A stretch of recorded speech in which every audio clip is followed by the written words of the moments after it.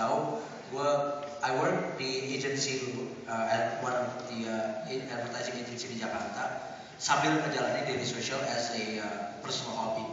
Waktu itu dari gaji gue di day job itu di agency, gue sisihin setengahnya buat ngebiayain karyawan waktu itu buat nulis. My first chief editor ada di belakang sana dan satu orang penulis lainnya. Dan waktu itu kita udah making money dari advertising. Kita udah dapat duit dari advertising, kita udah basically duit yang gue keluarin buat karyawan itu basically udah balik. Jadi kasarnya gue nggak rugi waktu itu. We're making good money. Tapi saat itu gue sadar bahwa Daily Social, my company waktu itu ada di satu critical mass di mana we're no longer small, but we don't have the resource to become bigger. Jadi gue stuck di angka segitu dari sisi traffic dan revenue. Kalau gue mau ngedain revenue, berarti gue harus invest more, berarti potong gaji gue lebih banyak lagi untuk hire penulis lagi. Dan itu jadinya menurut gue waktu itu memang gak memungkinkan untuk gue potong gaji gue lagi. Dan that's why I think back in the days we're on a circle, kita stuck di situ. We're not growing. We're surviving, but we're not growing. So I think that was the key indicator for me. Ketika gue sadar bahwa gue nggak growing, gue survive, gue nggak rugi, tapi we're not growing. Ini saat yang tepat untuk datengin investment dari luar. Karena uang itu bisa nalangin lu buat hire more writers, in my case, bisa datengin penulis baru, dan dari situ gue bisa juga hire orang sales yang ada juga di belakang dan akhirnya bisa making more money for me.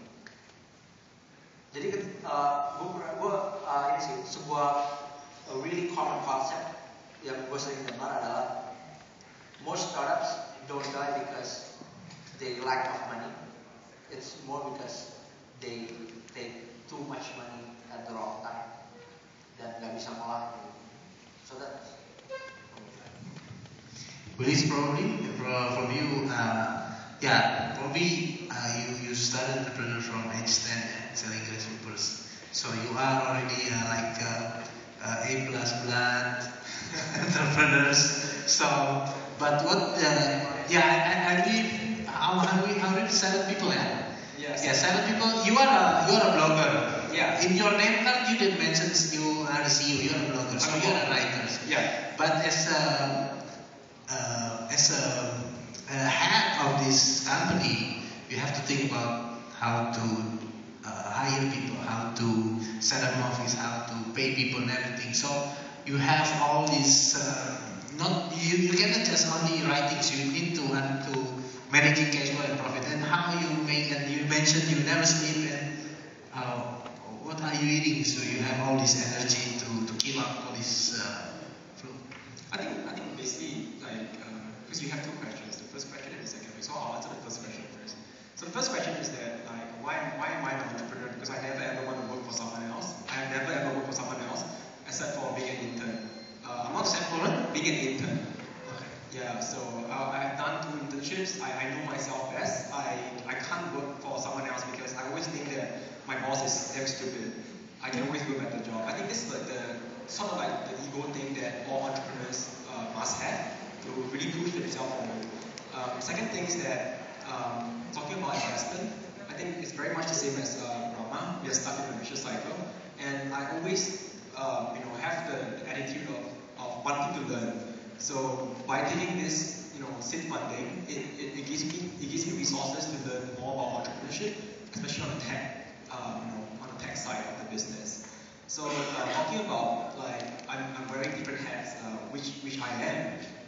The things that like what I say is that we work very hard as a team, but we are very happy, we're very close, very fun team that we have. The things that I sleep very little, not because I want to, but I'm just addicted to work, I guess. So the things that I really want to lead by example. So when the bloggers are blogging, I do it with them. So when the BStaff are doing, I do it with them as well. So when you're wearing different hats, you have to make sure that you know exactly what is going on